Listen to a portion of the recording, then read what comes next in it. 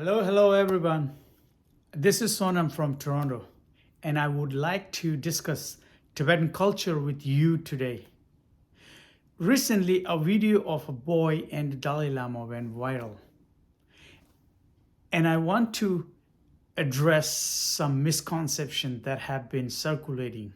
Firstly, the person who uploaded the edited version of the video on Twitter, Yin Sang, has been posting pro China contents and may have created a fake account.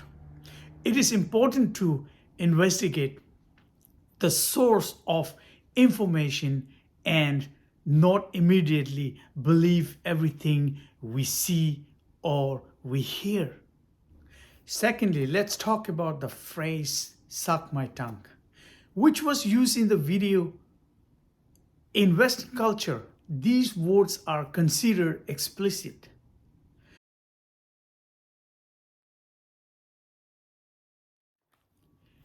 Grandparents to child affection.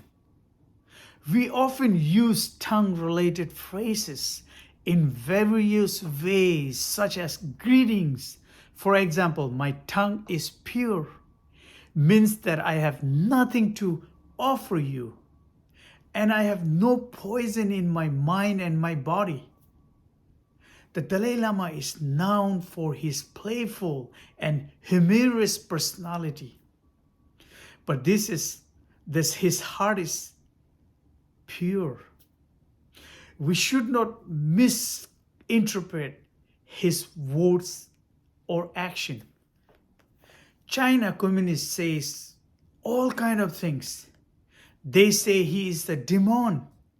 Thirdly, different cultures have different beliefs and practices. For example, in Egypt, cats were considered magical creatures and mummified when they died. In the West, seeing a black cat crossing your path is considered bad luck, and people may avoid walking in that direction. It is important to understand and respect different cultures and their beliefs. Moving on to the incident with the boy and the Dalai Lama, the boy asked if he could hug the Dalai Lama. And during their interaction, the Dalai Lama was playful and made jokes with the boy and his parents. The Dalai Lama even rubbed the boy's hair, which was the boy found amusing. There was no indication of child abuse or trauma. And the boy and his parents even expressed how much they enjoy and experience. Lastly, I want to address the issue of 1 million Tibetan children being forced to attend colonial boarding school that separated them from their parents. We are voiceless for the last 6 decades. Please, I request each one of you to help us raise these issues with China. This is a serious concern, as experts believe that in 10 to 20 years, Tibetan language and culture may be completely eradicated. We need to be aware of the struggle faced by Tibetan people and support efforts to preserve their culture. In these difficult times, with the COVID-19 pandemic and conflicts such as the ongoing war between Russia and Ukraine, we must remember that the world is interdependent. We should strive to be kind and understanding towards different cultures and work towards a better future for all. And I'm going to show you some short clips of Professor Bob thinking Thurman. about this. And then my own testimony has to do with and I want you to see that, and it's much better than whatever I can say. I have summarized a little bit of its points. But in my case, I have known His Holiness since 1964. I was a young person myself. I was whatever, His Holiness or any other Tibetan monk that I hung out with for many years as a monk first. Then I reverted myself to lay status simply because there was no support in America, really, for monks. And my wife is very determined that I always say it like that. She doesn't want to be seen as having lured me away from my celibacy, which I maintained for 3 or 4 years, almost 5 years, in my 20s. And in other words, she wants it to be known for sure that I resigned on principle, and following the advice of my original teacher, who said, yes, I know you sincerely want to be a monk for life, but the culture you live in will not support you as a monk for life. Instead, you be a regular lay person, you go to a university, be a professor, and et cetera, et cetera. And that's what I did. But I've known him closely, and all different Tibetans, and the ones who are celibate are really celibate. They have really sublimated their energy, and they are really, they can be friendly, loving, and energized. They're not anybody's fantasy of someone who's celibate as being somehow deprived, because they have, their sort of deep subliminal affectional energies are manifested in their speech and their teaching and their artistic work and their general cheerfulness in life, and doesn't require the sexual outlet. And this, again, in Freudian psychology, is practically incomprehensible to the Westerners, who think that anybody who's not somehow active in that way must be repressed and messed up. And in fact, they're not. They are sublimating the energy, and they are not in any way sexual. About the expression, nge jela sa, in other words, it's literally actually eat my tongue. And that's Tibetan's grandparent will do that to a grandchild to whom they've already given some candy. They've already had them kiss their grandpa or grandma, either one. And then sort of their kind of pockets are emptied out. And they say to the kid, well, what, you want to eat my tongue? And they go like that, because Tibetans always do stick out the tongue. The Tibetan, to do that, when they do that, if I do that to you online, I go, I said, I'm not just doing a yoga gesture, although that is a yoga gesture even in India, to lengthen the tongue, but and relax the tongue muscle by stretching it, like it's a yoga thing, position for the face. But the Tibetans do that because that shows that you're completely vulnerable and open to the other person, and you respect them totally, and you're sort of, whatever they say or even whatever they breathe, you are ready to inhale it, so you do like that. And he shows a wonderful old video from old Tibet where a village headman is coming into a group of people who are receiving him, and then everybody's got their tongue out, hanging out. And that's a little different from the grandparent thing, but it's a very sort of typical Tibetan sort of athletic form of physically showing reverence, affection, respect, and so on, and it has nothing sexual about it whatsoever. And but the Chinese realize, with everybody so flipped out with social media brainwashing about sexuality, that it could be used to try to line the Dalai Lama up in people's minds, along with all the child abusing, mostly little boy abusing Mongolian priests, Catholic priests, that have caused scandals and furor and everything, rightly so, in many, many countries. And so, I'm not blaming them, but so the difficulties of their training and the whole situation there. And in fact, they're not. They are sublimating the energy, and they are not in any way sexual active or aggressive or sneakily.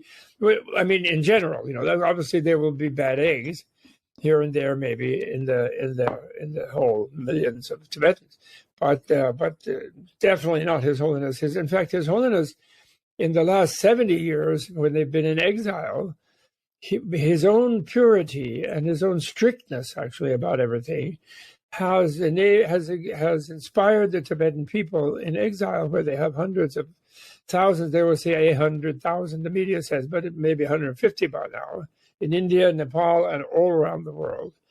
And out of them, 15, 20% of both males and females are celibate monastics, the equivalent of monks and nuns, mendicants, and they are mostly completely pure. Again, there may be some individual violators of that, but if discovered, they will be kicked out of the monastery. And that's important for them because the place for the real heavy-duty spiritual education, the meditation, education, visualization practices that they do is being celibate and not bringing sexuality or family values and, becoming a mendicant monk, male or female, monk or nun in the Buddhist order is I leave the home for the state of homelessness. I leave the family for adopting the whole universe as my family. Treating everyone, all animals, even not just all humans, as sort of living beings like me, being equal to me and equally deserving of my love and care and affection, but not sexual procreating and families and all of that. So I can testify from 59 years to the sincerity and the purity and the radical innocence. And actually, people, if even looking at the bad video, if you see it, he's just so open and so kind. And it's like, I'm like the gaga grandpa who's trying to reassure the young kid who said he needed a hug from like the quote under like the highest religious person in a big assembly of hundreds and hundreds of people. And he's showing I'm everybody's grandpa. And he even says, you can hear in the longer one, we are all equal. We're all one family. We're all brothers and sisters. And he always says that. So he's like being a grandpa or a grandma. And he does it in a sweet way, suck my tongue, which he is editing himself and not saying eat my tongue, which is what the Tibetans would say in Tibetan. But he says that, which is actually, and he makes it sound positive, but in a way it's like, don't you have enough now? What do you want to eat my tongue? It's that kind of thing. That's what it is for a grandpa who wants to tell the kid, no more candy, no more coins, no more hugs and kisses. Now grandpa loves you. So now don't bug me anymore. Or do you what? Or do you want to eat my tongue? That's actually what it's about. Jela sa, sa means to eat. Jela is honorific for the tongue. And nge is mine, Nge sa. That's all it is. So come on, let's calm down, everybody. Do not project that. Those people who are communists and hate religion, or who are some kind of secularists that think religions have caused all the murders and all the disasters in history, you can revel in this outrage routine that social media are pumping up, which are all their bots, the Russian bots, the Chinese bots. They even selling it to QAnon people, to anything to go against kindness, peacefulness, optimism, hope, restoring life, giving back the future to Greta Thunberg and this young Indian kid and other young people, and showing an older generation genuinely cares for you and wants the planet not to be wrecked so that they can make money, which is what too much of the adults are doing on this planet, why the younger generations feel anxious. And so totally innocently, just being a Tibetan, and not thinking twice about how Westerners don't understand that, don't know that part of the culture. I didn't really know that so well personally. Even after 60 years of knowing them, I didn't really know the weight or the prevalence, widespread thing of that expression. What do you want to eat my tongue? I didn't really realize it until this incident. And in a way, I think it will backfire on the CCP, as it always has, where they try to make out the Tibetans are Borgias, their monks are no good, they're not working day and night for the communist dictatorship, imperium, colonialist thing, that are genociding the Tibetan people still today. And we'll get them to abandon Tibet again because they'll get to hate Mr. Tibet, which is His Holiness the Dalai Lama. Everybody knows him and everybody likes him on the planet because he is likable. He's really nice, the best, nicest person. So that's all I wanted to say. I don't want to go on too long. I hope this will go on YouTube, and I hope the links to the young Tibetans who are saying and printing and showing the right way to people about their adored and beloved and highly relied upon and trusted great 14th Holy Dalai Lama of Tibet. They also have a lot to say, and we should listen to them. So I hope you will do that. Thank you for attending to me. I don't know how long this went. I hope it wasn't too long. All the best. Okay. Thank you for watching my channel.